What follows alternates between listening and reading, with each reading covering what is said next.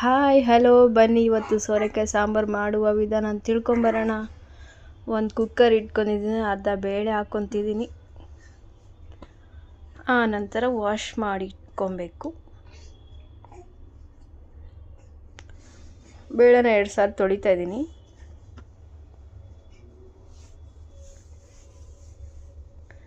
ತೊಳೆದು ಇಟ್ಕೊಂಡೆ. ಈಗ ಆ ಬಟ್ಲಲ್ಲಿ 3 ಬಟ್ಲು ನೀರು ಹಾಕ್ಕೊತಿದ್ದೀನಿ. ಬೇಳೆ ಬೇಯಷ್ಟು ನೀರು ಹಾಕ್ಕೊಂಡ್ರೆ ಸಾಕು.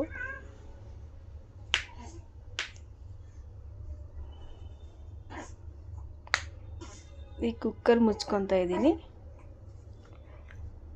1 ರಿಂದ 4 ವಿಜಿಲ್ ಬಿಟ್ಟರೆ ಸಾಕು, ಬೇಳೆ ಚೆನ್ನಾಗಿ ಬೆಂದಿರುತ್ತೆ. ಈಗ ಗ್ಯಾಸ್ ಹಚ್ಕೊತಿದ್ದೀನಿ. ಗ್ಯಾಸ್ ಹಚ್ಚಿದ ನಂತರ ಈಗ ಕುಕ್ಕರ್ ಒಲೆ ಮೇಲೆ ಇಡ್ತಾ ಇದ್ದೀನಿ. ಅದು ಬೇಳೆ ಬೇಯ್ತಾ ಇರಲಿ ಅಲ್ಲಿವರೆಗೂ. ಬನ್ನಿ ಈಗ ಸಾಂಬಾರು ಮಾಡುವ ವಿಧಾನ ತೋರಿಸೋಣ. ಈ ಸಾಂಬಾರಿಗೆ ಏನೇನು ಬೇಕು ನೋಡ್ಕೊಂಬರೋಣ ಬನ್ನಿ. ಅರ್ಧ ಸೀಮೆ ಬದನೆಕಾಯಿ ಇತ್ತು ನನ್ನ ಹತ್ರ, ಒಂದು ಅರ್ಧ ಸೋರೆಕಾಯಿ ಇತ್ತು,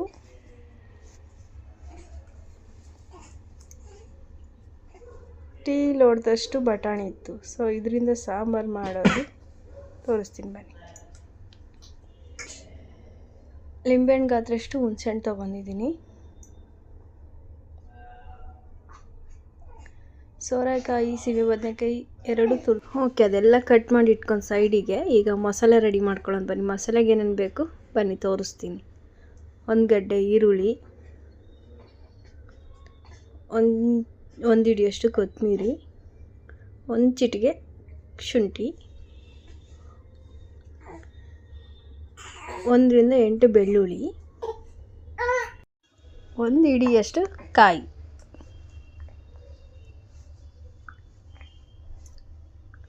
ಒಂದೇ ಒಂದು ಟೊಮಾಟೊ. 4 ವಿಜಿಲ್ ಆಯಿತು. ಈಗ ಕುಕ್ಕರ್ ಆಫ್ ಮಾಡ್ಕೊಳ್ಳೋಣ ಗ್ಯಾಸು.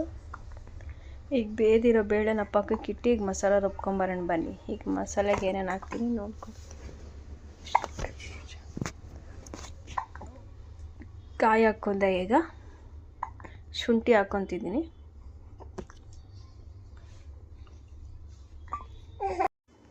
ಬೆಳ್ಳುಳ್ಳಿ ಹಾಕ್ಕೊಂಡೆ. ಈಗ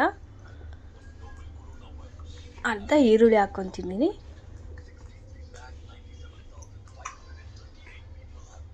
ಒಂದು ಹಿಡಿಯಷ್ಟು ಕೊತ್ತಂಬರಿ ಹಾಕ್ಕೊತಿದ್ದೀನಿ,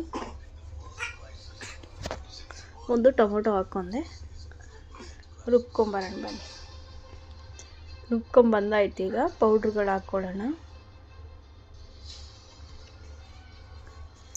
ಈ ಸ್ಪೂನ್ ಯೂಸ್ ಮಾಡ್ತಾಯಿದ್ದೀನಿ.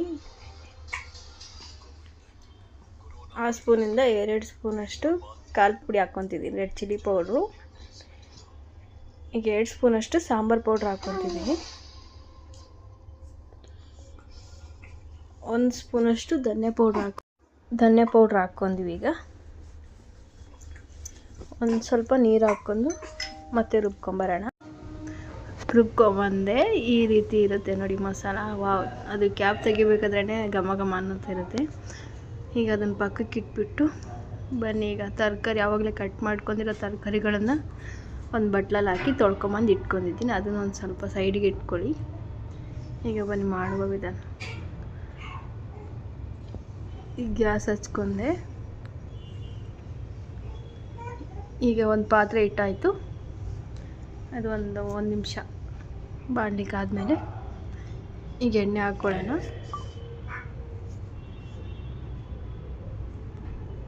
ಅದರಿಂದ ಒಂದು 4 ಸ್ಪೂನ್ ಎಣ್ಣೆ ಹಾಕ್ಕೊಬೇಕು. ಸ್ವಲ್ಪ ಸಾಂಬಾರಿಗೆ ಸ್ವಲ್ಪ ಎಣ್ಣೆ ಜಾಸ್ತಿ ಇದ್ರೇ ಒಳ್ಳೆ ಟೇಸ್ಟ್ ಬರುತ್ತೆ.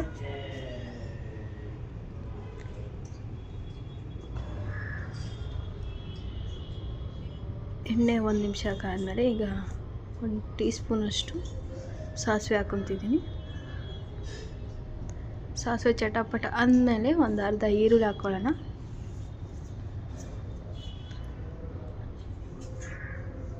ಒಂದು ಕಡ್ಡಿ ಕರಿಬೇವಿನ ಸೊಪ್ಪು ಹಾಕ್ಕೊತಿದ್ದೀನಿ.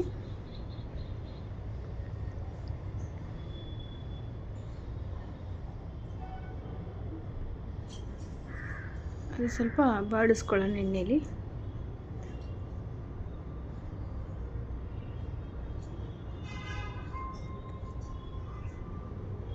ಆವಾಗಲೇ ತೊಳ್ಕೊಂಡಿಟ್ಟಂಥ ತರಕಾರಿಗಳು ಹಾಕ್ಕೊಳ್ಳೋಣ ಈಗ ಅಷ್ಟು.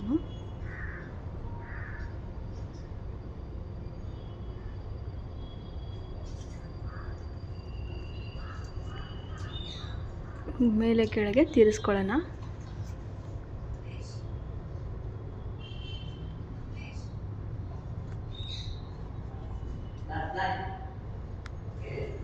ಹಂಗೆ ಒಂದು 5 ನಿಮಿಷ ತಿರುಗಿಸ್ತಾನೆ ಇರಬೇಕು. ಉರಿ ಯಾವಾಗಲೂ ಮೀಡಿಯಮಲ್ಲೇ ಇರಲಿ.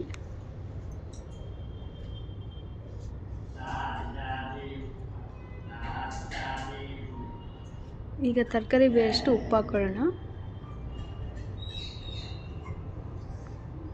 ಆಮೇಲೆ ಫೈನಲ್ ಆಗಿ ರುಚಿಗೆ ತಕ್ಕಷ್ಟು ಉಪ್ಪು ಹಾಕ್ಕೊಳ್ಳಿ. ನಿಮಗೆ ಎಷ್ಟು ಉಪ್ಪು,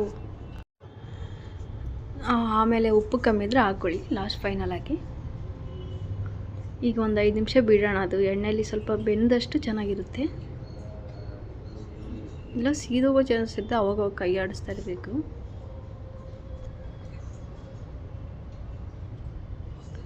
ಈಗ 5 ನಿಮಿಷ ಆಗಿದೆ.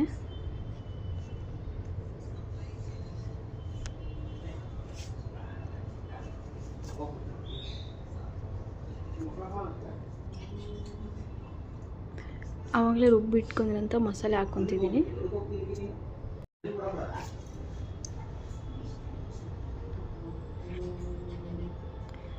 ಈಗ ಒಂದು 2 ನಿಮಿಷ ಅದು ಉರಿಯೋಣ. ತರಕಾರಿ ಮಸಾಲೆ ಎಲ್ಲ ಇಟ್ಕೊಬೇಕು ಚೆನ್ನಾಗಿ. ನೋಡಿ, ಅದು ಮಸಾಲೆ ಉರಿಬೇಕಾದ್ರೆ ಒಳ್ಳೆ ಘಮ ಘಮ ಅಂತ ಇದೆ. ವಾವ್, ನೋಡಿದ್ರೇ ತಿನ್ಬೇಕು ಅನ್ನಿಸ್ತಾ ಇದೆ. ಒಂದು 5 ನಿಮಿಷ ಬಿಡೋಣ. ಈಗ ಫುಲ್ ಕುಕ್ಕರೆಲ್ಲ ಕೂಲಾಗಿದೆ. ಈ ಕುಕ್ಕರ್ ಓಪನ್ ಮಾಡ್ತಾಯಿದ್ದೀನಿ ನೋಡಿ. ಓಪನ್ ಮಾಡಾಯಿತು. ಈಗ ಸ್ವಲ್ಪ ಬೇಳೆನ ಚೆನ್ನಾಗಿ ಮಸ್ಕೊಳ್ಳೋಣ. ಸ್ಮ್ಯಾಶ್ ಮಾಡ್ಕೊಂಡು ಚೆನ್ನಾಗಿ ಅದು ಸ್ವಲ್ಪ ಸೈಡ್ಗೆ ಇಟ್ಕೊಂಡು ಈಗ ಸಾಂಬಾರು ನೋಡಿ ಈಗ ಚೆನ್ನಾಗಿ ಬೆಂದಿದೆ ನೋಡಿ. ಒಳ್ಳೆ ಘಮ ಘಮ ಅಂತ ಇದೆ. ಆವಾಗಲೇ ನೆನೆಸ್ಕೊಂಡಿರೋಂಥ ಹುಣಸೆಹಣ್ಣು ಹಾಕ್ಕೊತಿದ್ದೀನಿ. ಹಾಕ್ಕೊಂಬಿಟ್ಟು ಒಂದು 5 ನಿಮಿಷ ಬಿಡೋಣ. ಚೆನ್ನಾಗಿ ತಿರ್ಸ್ಕೊಳ್ಳೋಣ. ಈಗ ಒಂದು 10 ನಿಮಿಷ ಮುಚ್ಚಿಡೋಣ ಇದನ್ನು. 10 ನಿಮಿಷ ಆಯ್ತು. ಈಗ ನೋಡಿ ತೆಗಿತಾ ಇದ್ದೀನಿ. ವಾವ್, ಘಮ ಘಮ ಅಂತ ಇದೆ ಸಾಂಬಾರು. ನೋಡ್ತಾ ಇದ್ರೇ ತಿನ್ಬೇಕು ಅನ್ನಿಸ್ತಾ ಇದೆ, ಅಷ್ಟು ಚೆನ್ನಾಗಿದೆ. ಆವಾಗಲೇ ಸ್ಮ್ಯಾಶ್ ಮಾಡ್ಕೊಂಡಿರೋಂಥ ಬೇಳೆ ಹಾಕ್ಕೊಂಡಿದ್ದೀನಿ. ಹಾಕ್ಕೊಂಡ್ಬಿಟ್ಟು ಮೇಲೆ ಕೆಳಗೆ ತಿರುಗಿಸ್ಕೊಂಡು